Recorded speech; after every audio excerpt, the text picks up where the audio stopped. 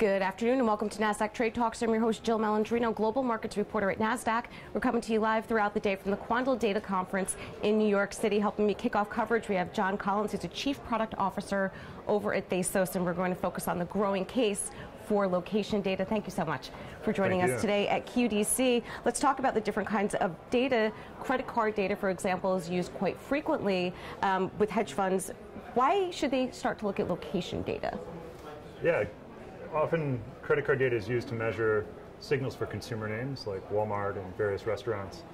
And often it's used to measure the top line KPI, like sales.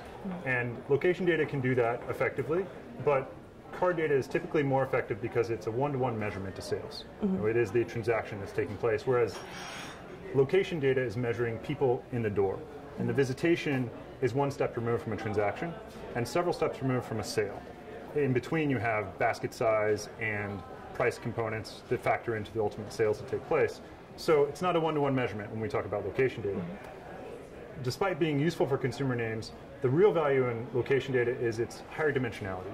So we can tell you, for example, how loyal the customer base is that approaches, say, Whole Foods or Kroger or Sprouts. And that's really meaningful because it can help inform the quality of sales as they're reported. So take Kroger and Sprouts, for example.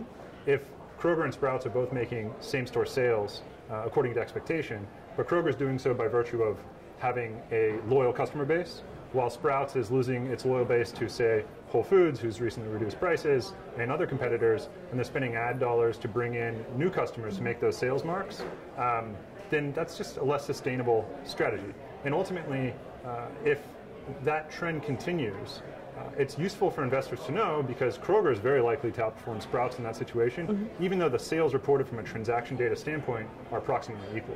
What industries outside of institutional investment are also using location data? Commercial real estate is a vertical that we've moved into probably most rapidly and have had the quickest adoption rates. And the use cases there span everything from CMBS investors that are focused on loan delinquencies and defaults for specific mall properties, for example, to owners and operators of real estate like the REITs themselves. And they're often looking to us to help them measure trade areas more effectively. So a trade area essentially looks to understand the sort of buying power of consumers who live in the vicinity of a target property. And the traditional method that's historically been used and continues to be used today is to put a fixed ring around the target property with, say, a 5-mile radius. That's quite common. And then every census block within that ring where the consumers live is thought to equally contribute to visitation to the property. That's kind of flawed logic because if you consider a property that's, say, on the New Jersey side of the Hudson River, Manhattan is well within 5 miles, in that fixed ring. But it's very unlikely people from Manhattan are crossing the GW or otherwise getting to New Jersey to visit that specific shopping center. So Thasos kind of flips that on its head and visitation weights every census block. And we can do that somewhat uniquely because we've been sourcing and analyzing mobile phone location data and amassing a massive panel, and every phone in the panel is associated with a specific census block, a home census block.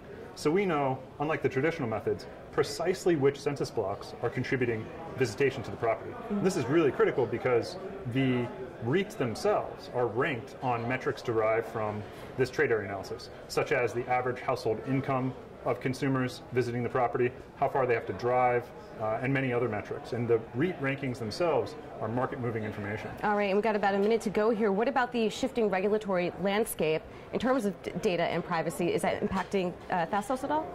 It will be a good thing for Thasos, but perhaps not for the location data market in general. And that's primarily because there are thousands of apps, perhaps hundreds of thousands of apps that are picking up location information from their users, often without the user's knowledge, at least without their express consent. And some of the new privacy regulations are aiming to require informed express consent. And so when that happens, if these apps, these thousands of apps that don't have a legitimate reason for collecting your location information, when the regulations happen, if they have to make an additional disclosure to their users, it's likely that they lose a lot of their user base. And so the our competitors and others who are using location data from those types of sources might be out of a source or two, or many more, when those regulations hit. By contrast, Fastos only works with sources that today satisfy the standards that California and even the European GDPR laws are enforcing or seeking to enforce. Right. So we're really well positioned for that type of regulation to change. All right, John, thank you so much for joining us at QDC, and thank you for joining me throughout the day. I'm Jill Malandrino, Global Markets Reporter at Nasdaq.